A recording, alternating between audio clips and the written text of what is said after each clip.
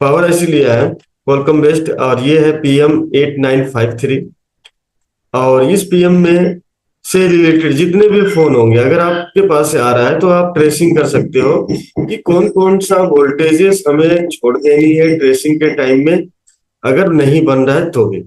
Okay, तो यहाँ पे देखिए कि S1 से लेके S7 तक ये हमारा बक कॉइल की वोल्टेजेस है, यानी कि इस पावर आईसी में 7 बक कॉइल्स लगे हुए हैं, और ये स्विचिंग वोल्टेज है। और ये मैक्सिमम वोल्टेज जो होता है वो आपको सीपीयू के लिए बनाया जाता है, और कुछ वोल्टेजेस जो होते हैं वो आपका फिर इसी पावर आईसी में रिटर्न वापस आ जाता है एलडीओ को बनाने के लिए।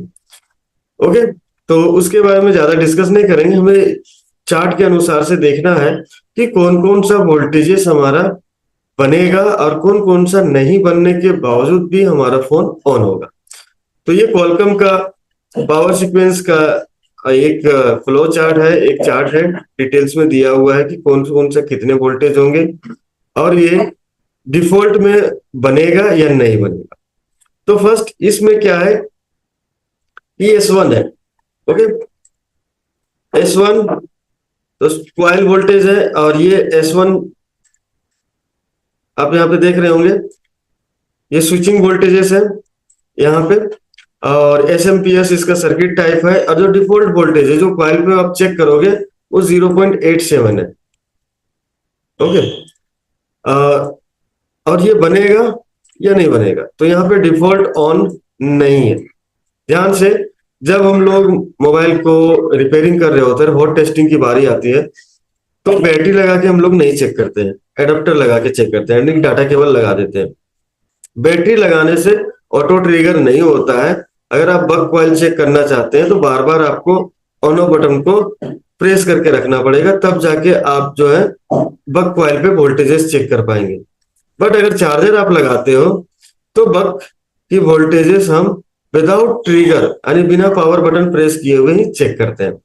तो एडाप्टर लगाने के बाद भी ये, अगर आप बैटरी से भी फोन ऑन कर रहे होंगे तो फोन तो ऑन हो जाएगा, बट ये जो क्वालकॉम में मॉडेम की वोल्टेज होती है और ये कॉइल से होके सीपीयू को जाती है, ये वोल्टेज जो है सो नहीं बनेगा आपका।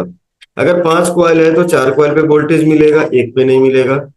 अगर 6 कॉइल है तो 5 कॉइल पे वोल्टेज मिलेगा, छठा नंबर पे नहीं मिलेगा। उसमें से कोई एक हो सकता है, ये नहीं कि आप जो काउंट कर रहे हो तो 6 नंबर पे ही होगा। ओके, अब वो होता है मॉडेम की, ध्यान रखिएगा। अगर विदाउट स्कीमेटिक डायग्राम आप चेक कर रहे हो और उसमें से एक बक कॉइल की वोल्टेज नहीं बन रहा है, तो आप जो है सो उसे रिपेयर करने की कोशिश नहीं कीजिए। उसे चेक करना है तो सिम आप लगा दीजिए, सिम लगाने के बाद आप चेक करेंगे तो वो वोल्टेज आपको देखने को मिलेगा। ओके, नेक्स्ट हमारा है कोर की वोल्टेज, कोर एंड ग्राफिक्स ये बनेगी, ये जरूरी है ऑन होने के लिए। उसके बाद है S3 LPDDR यानी कि रैम की वोल्टेजेस बननी चाहिए, और इसे बनाने के लिए जो वोल्टेज यूज होता है तो ये लो एलडीओ से बनती है। और लो एलडीओ कितनी होती है, 1 पॉइंट, इस मॉडल में जो डिफाइन किया गया है 1.25 की वोल्टेज है। किसी किसी में आपको 1.325 का वोल्टेज देखने को मिलेगा, तो ये लोअर एलडीओ होता है। नॉर्मल भाषा में से लोअर एलडीओ के नाम से जानते हैं, बट यहाँ पे भी मेंशन किया हुआ है कि ये लो वोल्टेज वो एलडीओस के लिए है। ये कॉइल से तो निकलेगा, ये S3 के कॉइल से निकलेगा, स्विचिंग 3 यानी कि बक कॉइल से निकलेगा, फिर से पुनः पावर आईसी में ही इन हो जाएगा। और ये सारे एलडीओस 1 2 3 एंड मोर एलडीओस बनाता है। ओके, उसके बाद नेक्स्ट हमारा है S4, और इसमें देख वोल्टेज जो है 1.25 मिलेगा इस पावर आईसी में। S4 है हाई एलडीओ, इसको हायर एलडीओ के नाम से जानते हैं, और ये 2.04 या 2.25 वोल्टेज देखने को मिलेगा। अगर आपके पावर आईसी के पास अगर कोई बक कॉइल आप चेक कर रहे हो तो बक कॉइल पे जो सबसे ज्यादा वोल्टेज देखने को मिलेगा वो होता है हायर एलडीओ। ओके, इसी से क्या होता है कि फिर ये पुनः पावर आईसी में ही यूज हो जाता है, चला जाता है इनपुट के रूप में, और बहुत सारे एलडीओस वोल्टेज बनता है। एलडीओस वेरेज एलडीओस बोल सकते हैं, एलडीओ लोग बोलते हैं, या कैपेसिटर वाले वोल्टेज बोलते हैं। ओके, कुछ लोग ऑलवेज वोल्टेज बोलते हैं, जो आप जिस नाम से जानते हैं उस नाम से आप जाने। बट दोनों में ये डिफरेंस है कि एक हमारा कॉइल से वोल्टेज निकलता है और एक की जो वोल्टेज होती है वेरियस एलडीओस की, उसको हम लोग कैपेसिटर पे चेक करते हैं। ओके, तो दो तरह का वोल्टेज पावर आईसी क्या करता है, जनरेट करता है। तो यहाँ पे हमने देखा कि 7 कॉइल है, 7 कॉइल में 6 कॉइल पे वोल्टेज बन रहा है। S6 ये भी एप्लीकेशन यानी सीपीयू की एप्लीकेशन प्रोसेसर के लिए जा रही है, ये भी बनेगी और ये भी 0.87 वोल्टेज होता है। और 7 नंबर भी, सॉरी 6 नंबर, 5 और 6 जो है एप्लीकेशन प्रोसेसर के लिए जा रहा है, ये भी 0.85 की वोल्टेज होता है।